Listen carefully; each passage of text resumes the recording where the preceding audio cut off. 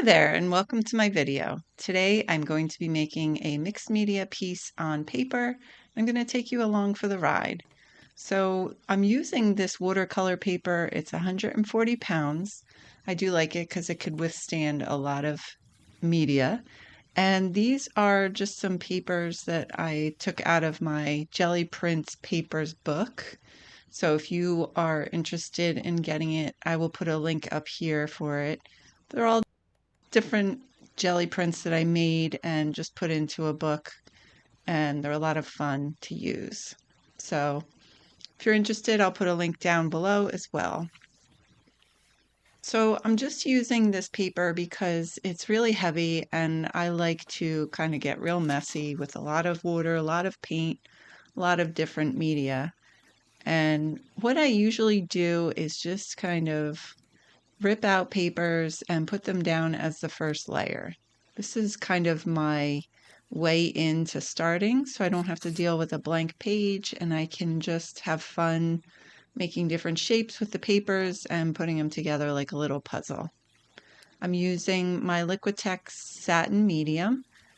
It's a wonderful medium to use for adhering because I actually like the satin because I don't really like things very glossy, but I also don't like matte because I feel like it kind of dulls the colors. So this is a happy medium for me. And I'm just using a basic craft brush. I don't have any really expensive brushes because I go through them a lot. Sometimes I leave them on the desk and forget to rinse them out. So there is a definite brush graveyard from me for sure. But I'm just putting the medium on with a simple brush and I'm putting it on top as well so that the paper can handle some, things on top of it like paint or water. Just kind of creates a little barrier so that the paper doesn't get too funky, like buckle or even deteriorate sometimes. So just putting these papers down, there's no real rhyme or reason. I'm just having fun and kind of getting lost in the process. I know a lot of people kind of get scared starting something new because they feel like it has to be wonderful or they don't know how to start or they just need a little more confidence in their art making. And I feel like the best antidote for that is to just create a lot of art, a lot of bad art, a lot of good art. Just kind of keep creating and it will give you the confidence to start again and again. So these are the colors I'm thinking of using. Just kind of brought them out, the gray, blue, and that magenta and the turquoise green, and then this one is Naples yellow red. It's kind of like a peachy color. I've been using it a lot lately because I feel like it adds a nice dimension to pinks, as you can see there. And then this is some raw umber. And I'm also adding a little parchment because I want to lighten the raw umber up. It's a little dark, it can kind of take over, but if you add a little titanium or parchment, it gives it a nice kind of cozy beige. It's on the cool side, but I like that. So I'm just moving some paint around. This is always kind of an interesting part of the process because sometimes the papers look nice together, and then I'm thinking, do I really want to put paint down? But I always do because I feel like that's the layer for me that changes things. You can easily put down papers and make a collage. I like doing that too. But I really think about how I'm going to make these pieces my own. How am I going to kind of express myself through my art? And I feel like putting layers upon layers is what gets me there. So I just be brave and put down the paint, and sometimes it looks good, sometimes it doesn't, but there's so many layers that go through, these things go through so many layers that I can always change it. So here I'm just putting parchment down by itself, and then I'm putting a stencil on top of it, and I squirted it with a little water on paper towel so I could easily pull the paint up because I wanted it to be kind of a reverse stencil. So you can kind of see the imprint there. And this is a great way to just kind of soften some areas without overpowering it with paint. I just wanted to add in the stencil to create a little bit more of a cohesive mark with that stencil. So you see the one print on one side and the other print on the other. So it's like the inverse and the regular print. So here's a piece of gelli paper that I made a jelly print on. And I used a stencil to make both of these. And it really kind of adds different things to the piece when I use different. And these jelly papers are really kind of my favorite way to inject my own personality.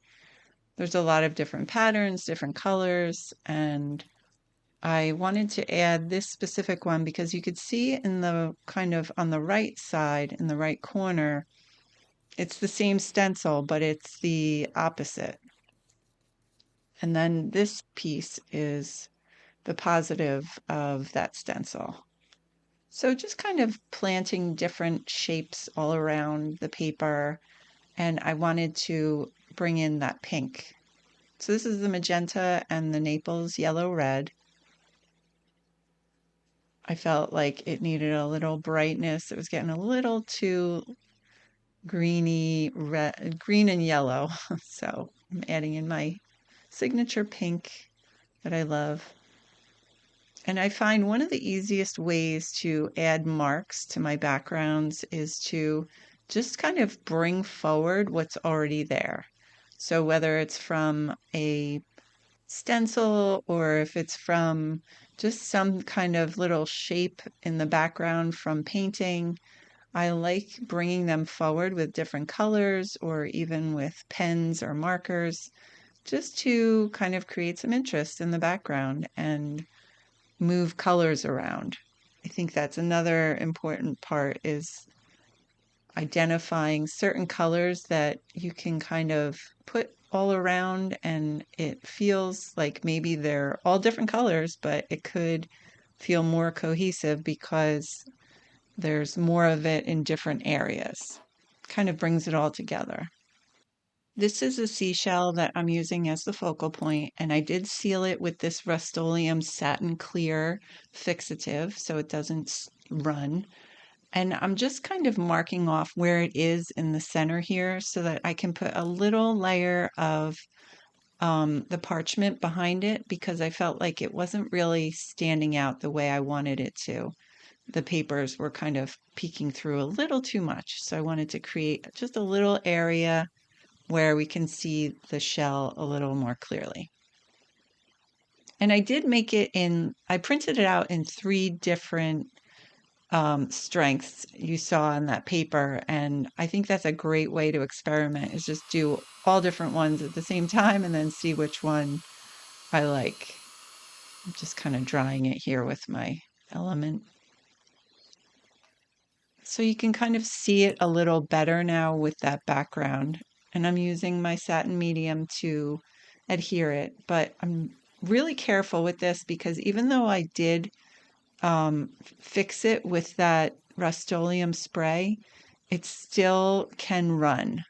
The ink can run, as you see right there. So I just pulled it up right away with the paper towel and it didn't really get any further than that, which is good. So this is my deco pen that I just wanted to make some just shapes and interesting line work in the background. I wanted to use this shape because it was kind of similar to the shell, but not the same thing. And this is a great white marker. I do use Posca pens a lot, but I find this is a fine tip and it's great for line work. It really does the trick.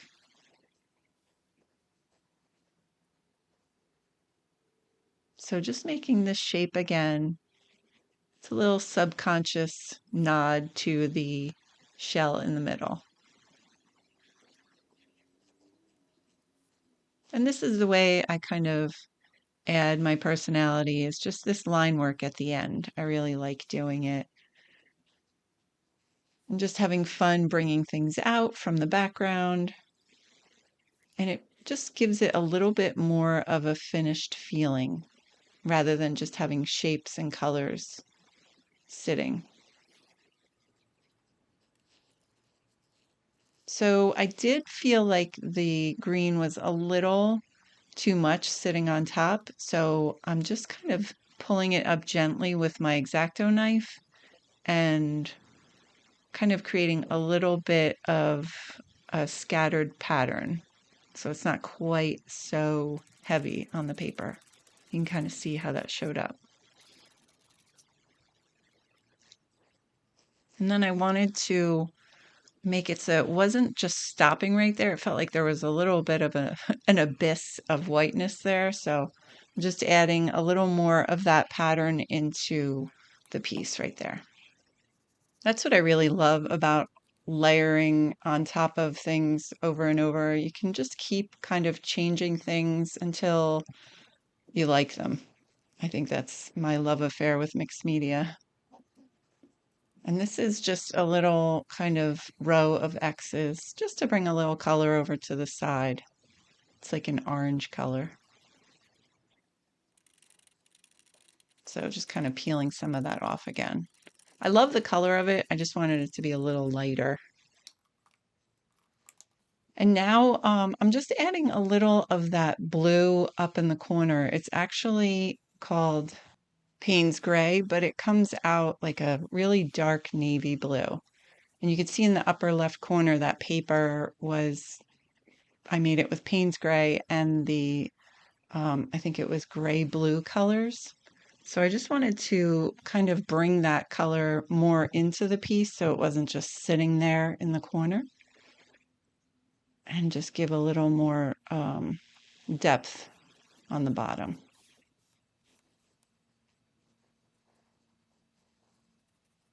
I'm just bringing out those kind of stencil shapes with the blue. So I'm using a piece of deli paper here and my micron pen. It's a light gray color. And I wanted to create a little border for the seashell because sometimes it just feels like those things sit there and don't really have a frame to draw your eye to it. And I like creating these little kind of frames with the deli paper because it's kind of translucent, but you can still see it.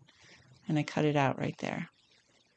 So I'm just putting it down with the satin medium and trying to just let it fall because when it's kind of these different shapes with the deli paper, you have to kind of just let it fall, like sit down, or else it gets all wonky. So here are all the beautiful colors and marks you can see up close with the seashell and some line work that I did. Thanks so much for following along today. And if you like this video, here's another one just like it. I hope to see you again soon.